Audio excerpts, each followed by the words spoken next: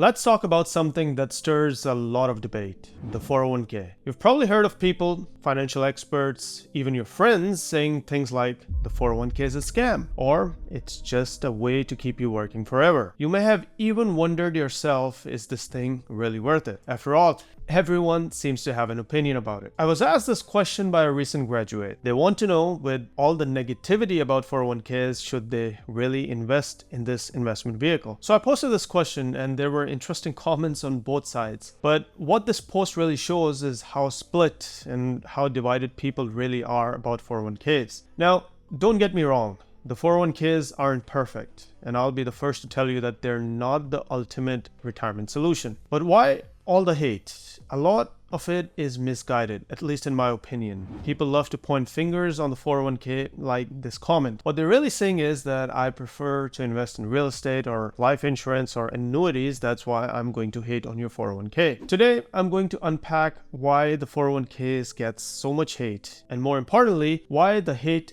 isn't justified. I'll separate the facts from the noise and show you why, despite all the negativity about 401ks, can actually be a very powerful tool for your retirement. They're not the perfect tool, and I will keep repeating that they're not the perfect tool, but they can still be a great tool. It's impossible to talk about why people criticize the 401ks without mentioning Robert Kiyosaki, the author of Rich Dad Poor Dad. His influence in the world of personal finance is undeniable. And when he first began criticizing 401ks publicly, it offset a ripple effect. More people started viewing 401ks with suspicion, and Kiyosaki essentially argued that the 401k is a scheme that benefits the government and the Wall Street, not you. Andy Tanner, in his book 401 Chaos, takes Kiyosaki's critique further by explaining how 401ks can create a false sense of security. Tanner argues that many people assume that they're on track to retire comfortably simply because they're contributing to their 401k without fully understanding the risks involved, such as market volatility, inflation, and the possibility of higher taxes in the future. Now let's think about this for a second. Yes, the government sets the rules for 401ks.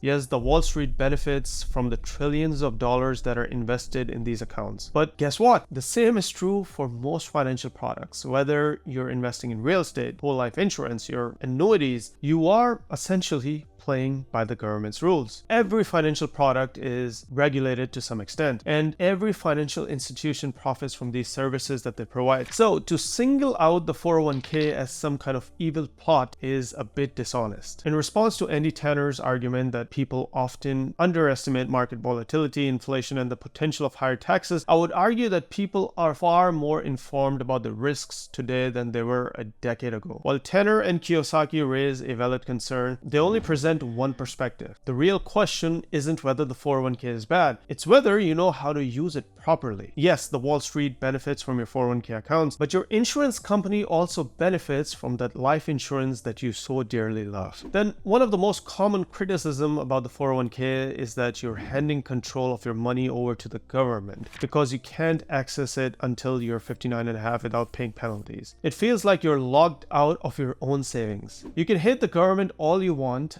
I have plenty of beef with the government myself, but the age restriction on the 401k withdrawal isn't there to trap you. It's there to make sure you don't spend your retirement savings prematurely. If you could access your 401k at any time, a lot of people would be tempted to dip into it for non-emergencies such as vacations, home renovations, or other purchases. The restriction is a form of enforced discipline. And let's be honest, most people need that when it comes to retirement planning. Plus, there are exceptions to this rule. The rule of 55 allows you to access your 401k funds early if you leave your job at age 55. Then the Roth conversion letter lets you access your funds even earlier if you plan ahead. So the idea that your money is held hostage is misleading. One of the bigger criticism against the 401ks is that they're shifting the investment risk from the employers to the employee. With traditional pensions, the employer was responsible for making sure that there was enough money to go around. around and pay the retirees. But with the 401k, that responsibility now falls squarely on you. And honestly, that's a very fair point. The shift from pensions to 401ks has put more pressure on the individuals to manage their own retirement. But here's the thing, hating on the 401ks because of this change doesn't do anyone any good. Like it or not, this is the world we live in. Pensions have practically disappeared for the private sector, and most of us are left to manage our own retirement planning. How did this shift happen? Back in 1978, a provision was added to the Internal Revenue Code that allowed employees to defer taxes on money invested in company profit sharing plans. At first, only a few big companies offered 401k plans, and they were primarily for senior executives to supplement their pensions. But by the mid-1980s, companies figured out that replacing traditional pensions with 401ks was way cheaper. Even with the matching contributions, 401ks saved companies money because they did not have to set those funds aside for lifelong pension payments. Fast forward to today, and only about 15% of private employers offer a pension. If you don't work for the government, chances are that your retirement is reliant on the 401k. Over the years, this shifted the investment risk from companies to individuals like you and I. But why blame the 401k or the government for something that evolved because corporations shifted that risk onto you? Is it really the reason to hate on 401k, or is it more of a reason to take control of your retirement by investing it and taking charge of your financial future? Let's be real, risk is part of any investment. If you're hoping for a completely risk-free way to save for retirement, it just does not exist. I know cash value life insurance is often marketed as a risk-free investment, but it's not entirely without risks either, and the returns tend to be much lower. A big concern people have about 401ks are taxes. Since the contributions to a 401k are tax deferred, you won't pay taxes until you withdraw the money in retirement. The fear is that by the time you are ready to retire, taxes will be higher than they are today, leaving you with less than you anticipated. Again, this is a valid concern, especially considering the growing national debt and the possibility that future tax rates could be higher. However, there are a couple of things to keep in mind. First, it's unlikely that you'll be withdrawing the same amount of money in retirement that you are making right now. Most people don't need to replace 100% of their pre-retirement income. The reality is that the average Joe will be in a lower tax bracket during retirement. Secondly, if you're really worried about tax rates, there are ways to hedge your bets. For example, you can contribute to a Roth 401k, which allows you to pay taxes upfront and enjoy your tax-free withdrawals. You can also roll over portions of your traditional 401k into a Roth IRA during low-income years to minimize your tax burden. The bottom line is that while future taxes are uncertain, you do have options if you plan strategically. Yes, taxes may go up in the future, but you just don't know if you'll be in a higher tax bracket, even if taxes do go up. That's where financial literacy comes into play. You have to be strategic about your taxes. They want you to invest in 401ks to keep you working forever, whoever they are. And it sounds like a made-up boogeyman. This criticism is more emotional than rational, but it's one that I hear a lot. People say that 401ks are designed to keep you chained in the workforce because you can't access your retirement funds until you're 59 and a half. The argument goes that the system is rigged to make sure that you are in the workforce until you're too old to enjoy retirement. This kind of statement is frankly absurd. The 401k is not designed to keep you working forever. It's designed to help you save enough money to retire comfortably. Yes, there's an age restriction on the withdrawals, but that's there to protect your money. If people were allowed to tap into their 401ks at 30 or 40 years, they might end up broke by the time they retire. Moreover, there are ways to actually access your 401k funds before you turn 59 and a half. The rule of 55, as mentioned earlier, allows you to withdraw that money without penalties if you leave your job after age 55. Also, there's the Roth conversion letter. The idea that you'll be stuck working forever because of your 401k is simply not true. I personally know people who have retired with a 401k and a Roth conversion letter. Again, it's a very absurd thing to say that they want to keep you working forever. The boogeyman. I left the best for last. One of the most common complaints about 401k is that they come with higher fees that eat into your savings. This can be true, especially if you're in a plan with actively managed funds that charge higher fees. Over time, these fees can significantly reduce your returns, and many people aren't even aware of how much they're paying. The key here is to understand what fees you're paying and look for low-cost options. Many 401k plans now offer index funds, which come with much lower fees than actively managed funds. Index funds funds track the performance of the market index like the S&P 500, which can be a great way to grow your retirement savings without paying 2% in fees. Also, it's worth noting that fees are not unique to 401k plans. Any investment vehicle, whether it's real estate, mutual funds, life insurance, or annuities, will have associated costs. The difference is that with a 401k, you have the choice to choose a low-cost investment option. When people talk about Wall Street benefiting from 401ks and the fees you have to pay, they often miss the fact that fees have actually been going down for years. The old argument that you're paying 2% in management fees was valid maybe a decade ago, but not anymore. For example, I'm paying just 0.2% in fees on my solo 401k. Of course, you still need to be smart about which funds you choose, because picking the wrong one can cost you more in fees. Again, that's where financial literacy comes in. But the claim that you're stuck paying 2% in fees is simply outdated. It's not a valid argument anymore. While the 401k is far from perfect, much of the hate it receives is misplaced. Yes, there are valid concerns. Investment risk has shifted to individuals. Fees can eat up into your savings, and taxes are unpredictable. But these are issues that can be mitigated with proper planning and financial literacy. I do think that traditional 401k should not be your only retirement strategy, but it can certainly play an important role. I think it is a great tool, especially if you're in your peak earning years, to defer as much taxes to a later date when you will potentially be in a lower tax bracket. Roth and traditional accounts together can be a great strategy. Or if you're like me, a mix of Roth, traditional 401k, and a good amount of real estate hits the sweet spot. I aim to defer income with real estate and traditional accounts during my peak earning years, but I also like having some Roth in the mix to avoid being blindsided by future taxes. Take the time to understand, plan, learn, and find your sweet spot. No retirement tool is without its drawbacks, but the 401k does not deserve the hate it often gets. In the right hands, it can be a valuable part of your overall retirement plan.